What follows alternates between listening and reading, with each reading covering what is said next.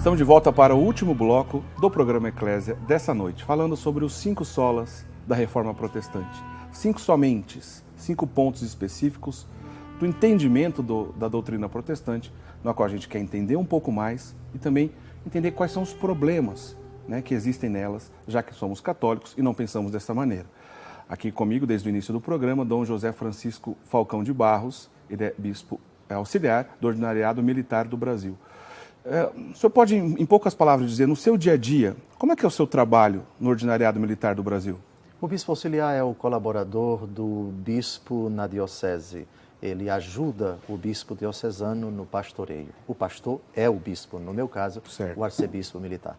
O bispo auxiliar do Ordinariado Militar colabora com o arcebispo militar no pastoreio dos militares que estão espalhados em todo o Brasil e trabalham ordinariamente nos quartéis, dentro e fora do Brasil, naqueles países onde existe um contingente do Exército, da Marinha, da Força Aérea, onde houver um quartel e onde houver militar ou familiares de militares que habitam no mesmo teto, esses estão sob a nossa jurisdição. É um trabalho de ajuda ao arcebispo militar.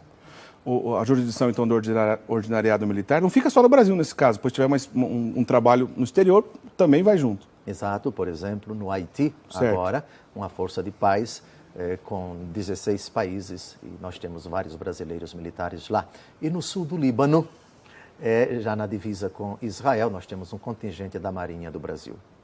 Legal, bacana. Conhecendo um pouco mais do trabalho também do Ordinariado Militar do Brasil. A igreja é muito rica, né? A igreja é maravilhosa, tem os seus braços presentes no mundo todo e de maneira santa e linda. Quando a gente aprende e entende um pouco mais também da organização, né? É bacana a gente compreender isso. Bom, mas no programa de hoje o assunto é outro, né? A gente já está no último bloco conversando, então, sobre, já que estamos 500 anos depois da Reforma Protestante, é um momento propício para a gente entrar nesse tipo de discussão, né? Os 5 solas da Reforma Protestante. No bloco anterior, antes que eu me esqueça, hein? Na semana que vem isso continua, a gente não encerra aqui no programa de hoje não. Semana que vem, Dom José Francisco volta aqui conosco para continuar essa conversa, a gente vai falar dos 5, né? Porque não dá tempo num programa só. Falamos então no bloco anterior da sola fide, somente a fé. Agora a gente vai para um segundo conceito, sola gratia. Vamos lá, qual é o problema, depois se o senhor explicar para ele o conceito, explica para a gente qual é o problema de admitir somente a graça de Deus. Lutero combatia os méritos do homem. Lutero não admitia de jeito nenhum que o homem pudesse fazer alguma coisa para merecer a salvação. Num certo sentido, ele está certo. Agora, é preciso voltar de novo àquela questão da concepção da salvação no mundo judaico do seu tempo. O farisaísmo, os fariseus, os saduceus, etc., os conhecedores da lei, propugnavam uma justiça em função da prática do homem. Jesus, no capítulo 5 de São Mateus, e até o capítulo 7, o discurso do Sermão da Montanha, diz que se a vossa justiça não superar dos escribas e fariseus, vós não entrareis no reino dos céus. O conceito de justiça para os fariseus era o seguinte: a lei diz que você deve fazer isto. Faça.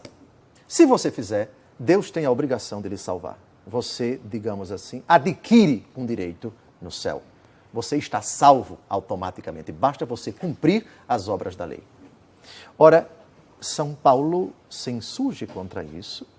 No cristianismo nascente, alguns começaram a defender essa doutrina. Se vocês não se circuncidarem, vocês não poderão se salvar. São Paulo protestou contra essa doutrina, provocou-se um celeuma na comunidade e todos subiram a Jerusalém para discutir a questão com os grandes da igreja, o que redundou no Concílio de Jerusalém. A discussão foi dirimida, uma carta foi redigida, o homem é justificado pela graça. O homem é justificado gratuitamente. E isso não é mérito do homem. O homem não pode fazer nada por merecer a graça de Deus. Cito Romanos, capítulo 3, versículos de 21 a 24. Sem o concurso da lei, manifestou-se a justiça de Deus, atestada pela lei e pelos profetas. Esta é a justiça de Deus pela fé em Jesus Cristo, para todos os fiéis, pois não há distinção, com efeito todos pecaram e estão privados da glória de Deus e são, atenção, a frase mais importante, são justificados gratuitamente por sua graça.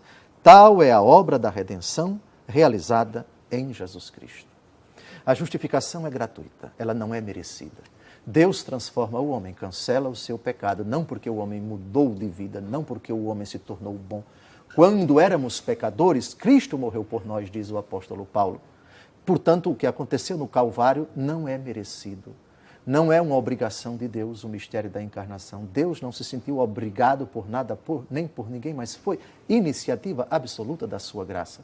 Neste sentido, a afirmação sola gratia, ela é verdadeira. Mas o problema de Lutero está em você abominar o mérito que Deus Todo-Poderoso confere à pessoa justificada. Com relação a isso, é muito importante o critério de recompensa que nosso Senhor Jesus Cristo atribui no discurso dos capítulos 5 e 6 do Evangelho segundo Mateus. Quando orares, entra no teu quarto, etc., e teu Pai que vê o que está oculto te recompensará. Ora, a ideia de recompensa supõe um mérito. Se Deus vai me recompensar, é porque eu mereci. Só que não é um mérito de justiça, é um mérito de graça. Você não merece nada, você não merece nem existir. Tal é a nossa condição diante de Deus, infeliz, miserável, pobre, cego e nu. Apocalipse capítulo 3, versículo 17. Se eu não mereço, a graça de Deus em mim, Deus me concedendo a graça, eu passo a merecer. O que é o mérito? No sentido teológico, o mérito é o fruto que o justificado tem, que apresenta a Deus e tem valor salvífico. Ou seja, é qualquer atitude, qualquer ação que será recompensada na outra vida. Ora, nesse sentido, nós temos muitas ações meritórias que o Senhor levará em conta e que nos recompensará com o céu, esperando que eu também me inclua nessa categoria. Vinde benditos para o reino do meu Pai, Mateus 25, preparado para vós desde a criação do mundo, porque tive fome e me deste de comer. Aqui está uma ação meritória. O problema é que a criatura, ao dar de comer à pessoa, não pode fazê-lo, não pode cair na presunção de achar que, por que eu estou fazendo isso? Deus se obriga a me levar para o céu e eu adquiro um direito a ir para o céu. Sem mim nada podeis fazer, diz nosso Senhor. Se eu faço um ato meritório, não fui eu, mas a graça de Deus em mim. O que é que tens que não tenhas recebido, diz o apóstolo Paulo. Portanto, com exceção do pecado, tudo aquilo que nós fazemos é fruto da graça de Deus. Sem mim nada podeis fazer. Quem se gloria, glorie-se no Senhor. É nesse sentido que se fala de ação meritória, isto é, qualquer atitude que será levada em conta no dia do juízo e que será recompensada com a felicidade sem fim.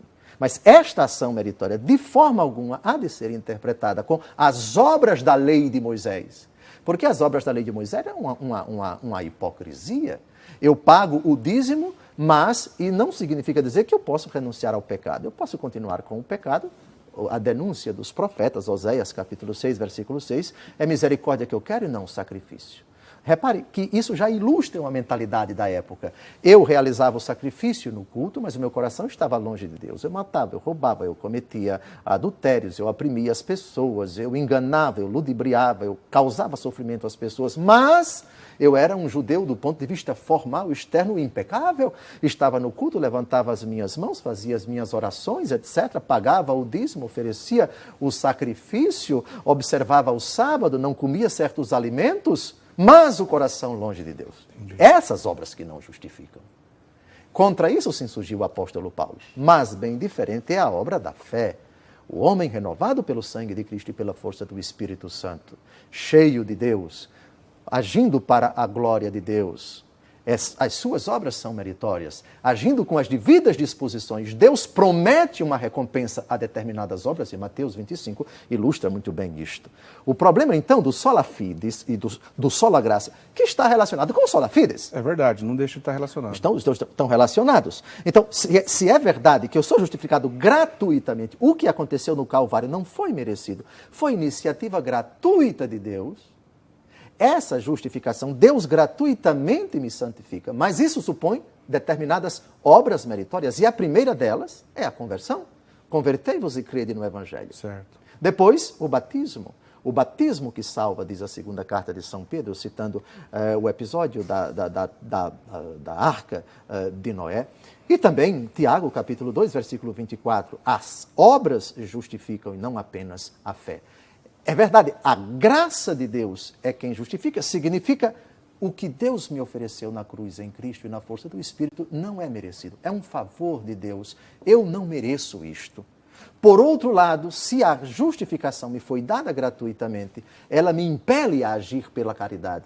Só que esses atos do renovado, da pessoa que renasceu para a vida da graça, Cristo Jesus decidiu atribuir recompensa a esses atos. E nesse sentido se diz, são atos meritórios. O que é o mérito? É o fruto que o justificado apresenta a Deus e tem valor salvífico. Isto é, qualquer atitude que será recompensada no céu. Recompensa tem relação com mérito, mas o mérito que Deus atribui às obras que vão ser recompensadas, aquelas que estão no dia do juízo, que serão lembradas no dia do juízo final, não são mérito meu no sentido absoluto, mas a graça de Deus em mim. Eu vivo, já não sou eu que vivo, é Cristo que vive em mim.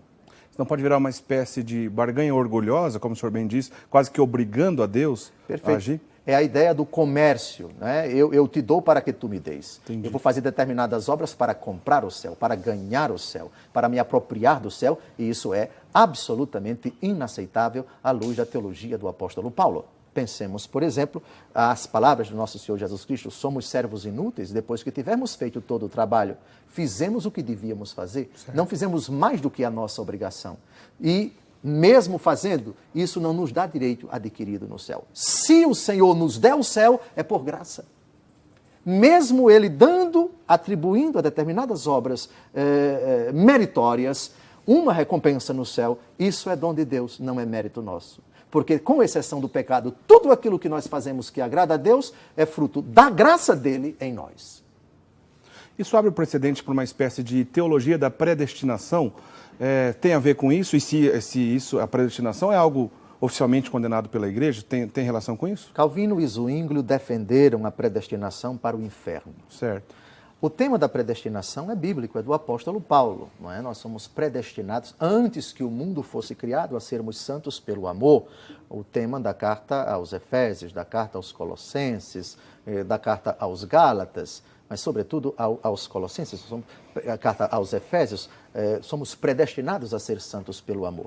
Existe uma predestinação para o céu, só que uma predestinação que leva em conta os nossos méritos. Deus, antes de o mundo ser criado, nos desejou e nos criou, desejou criar-nos para que fôssemos salvos, para que fôssemos para o céu. E isso, porém, supõe a nossa decisão, a nossa colaboração, a nossa responsabilidade, a nossa individualidade em aceitar, em sermos dóceis à palavra de Deus. O problema é que Zwinglio e Calvino aplicaram de forma indevida o conceito paulino de predestinação para o inferno e defenderam que algumas pessoas nasceram predestinadas para o inferno. Isso é complicado, eu diria até isso é blasfemo, isso é herético. Imaginar que antes que o mundo fosse criado, Deus Todo-Poderoso já predestinara certas pessoas para o inferno. Essa doutrina sempre foi condenada pela Igreja Católica. A predestinação para o céu, para a salvação, ela é bíblica e corresponde, coaduna-se verdadeiramente com o conceito do Deus cristão. Mas a predestinação para o inferno, não. Senão a gente pode olhar para uma pessoa em situação de pecado, distorcer isso que o senhor acabou de dizer e falar: olha, tá vendo? Predestinado para o inferno. A graça de Deus não tem como agir ali nessa pessoa. É esse o problema? O problema da predestinação para o inferno é a concepção de um Deus que, antes de nos criar, já nos cria direcionados para o inferno. Isso é inadmissível. É verdade que antes que o mundo fosse criado, Deus já sabia na sua ciência infinita, já sabe, se é que se pode falar, não se pode falar de sabia, porque em Deus não há antes nem depois, Deus já sabe, antes que o mundo fosse criado, quem vai ser salvo e quem vai ser condenado. Mas, mesmo sabendo quem vai ser condenado, Deus cria por amor e concede todas as graças, todos os dons, todos os recursos para que a pessoa se salve. A condenação não pode ser concebida como fruto de uma vontade de Deus de criar e depois condenar, mas pelo respeito absoluto que Deus tem à nossa decisão. Em previsão dos nossos deméritos, em previsão do demérito do condenado, em previsão do demérito do condenado, Deus, respeitando essa condição, respeitando as decisões que o eventual condenado, o futuro condenado tomará, malgrado ele, como todos os homens, receberá todas as condições para se salvar. Se ele se perder, se ele vier a se perder, será por decisão sua, mas não por uma predestinação anterior à criação dele, como se Deus já concebesse, vou criá-lo para mandá-lo para o inferno. Isso é problemático, isso é herético, isso é inadmissível. Lamentavelmente, no mundo protestante, foi criada essa predestinação para o inferno. Isso não é bíblico absolutamente. Sendo assim, é correto afirmar que, com Calvino, o entendimento distorcido desse problema relacionado à graça de Deus, ele foi aprofundado, ele foi piorado? Martinho Lutero, ao publicar essas 95 teses, elas tiveram uma acolhida tremenda entre aqueles que se ressentiram, que viviam ressentidos, magoados, indignados, revoltados com a Igreja de Roma. E Zwinglio e também Calvino, admiradores de Lutero, pelo menos no primeiro momento, leram e cada leitura possibilitou uma interpretação, umas mais brandas, outras mais radicais, e o mundo protestante possibilitou isto. Calvino fez uma leitura peculiar de determinados pontos da teologia de Lutero, Zwinglio também, e os outros reformadores também. A gente já está caminhando para os últimos minutos do nosso primeiro programa, mas lembrando, na semana que vem essa conversa continua. Tem ainda 3, né? Falamos de 2 solas, 2 solas. Falamos de sola fide e sola graça, mas tem outros 3 conceitos que ainda falaremos na semana que vem. Mas para encerrar essa primeira parte, antes ainda de pedir que o senhor nos dê a bênção para encerrar, eu queria que o senhor olhasse aqui para a câmera, porque muitos protestantes assistem o nosso programa. Se eu pudesse dirigir uma palavra nesse momento aos nossos amigos protestantes que estão nos assistindo, e principalmente nos 2 aspectos que aqui trabalhamos, de que maneira o senhor aconselharia para que eles pudessem entender um pouco mais isso, entender a visão católica dos fatos, e de repente ter uma opção também de olhar de maneira diferente, quem sabe até, não vou exagerar não, voltar para casa, né? O que o senhor diria? Bem, antes de tudo é preciso que o nosso coração desarmado se volte para a palavra de Deus escrita. Conhecereis a verdade e a verdade vos libertará. Essa é a primeira coisa. A segunda, a palavra de Deus não é fruto de uma interpretação pessoal. Segunda carta de São Pedro, capítulo 1, versículo 20. Nenhuma escritura é fruto de interpretação particular. E esse foi o erro de Martinho Lutero. Essa realidade não caiu do céu. Ela foi fruto da ação da igreja. Foram homens inspirados pelo Espírito Santo que escreveram esta palavra. E não foi a palavra que se autoproclamou Bíblia Sagrada. A relação dos livros inspirados que você, caro irmão, tem em suas mãos foi feita pela igreja. E 250, 300 anos depois da morte do último apóstolo. Isso daqui, essa realidade sem a igreja é absolutamente inconcebível. Até o diabo faz mau uso da palavra de Deus. Se és filho do homem, atira-te daqui para baixo, porque está escrito, ele ordenou aos seus anjos que te guardem todos os teus caminhos. O demônio também conhece bem a palavra de Deus. Nunca a palavra de Deus sem a igreja. Eu não acreditaria no Evangelho se a isso não me movesse a autoridade da Igreja Católica. É Santo Agostinho quem diz isto. Leia a palavra de Deus com serenidade, com esse critério seguro de interpretação da verdade escrita, que é a Santa Igreja. E se dobre diante da palavra de Deus, os textos que foram aqui lidos, espero que levem você a se render à palavra de Deus, palavra que não pode ser compreendida fora do ambiente chamado Igreja de Deus. A única que ele instituiu, a única que ele fundou. Chegamos então no final do primeiro programa, né? Dessa série de 2. Semana que vem a gente continua. Mas o senhor poderia, por gentileza, nos dar a bênção para encerrar esse primeiro programa? O Senhor vos abençoe e vos guarde, o Senhor volva sobre vós a sua face, o Senhor se compadeça de vós. Neste ano em que recordamos 500 anos de um cisma, que Deus conduza você à verdade plena.